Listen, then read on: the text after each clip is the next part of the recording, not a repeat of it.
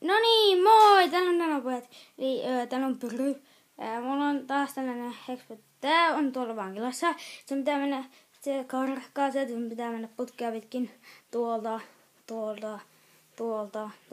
tuonne. Joo. Sinne pitää mennä.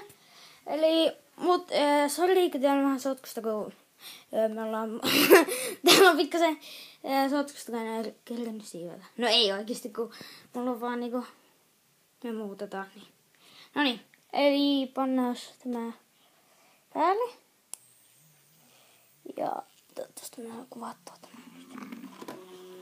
Sieltä sen pitäisi tulla. Siellä se tulee. Tuohon.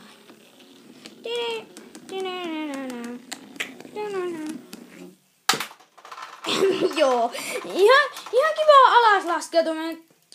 Mitä? Se pääsi ulos tuolta. Et häivy minnekään. Se pääsi vähän ulos tuolta.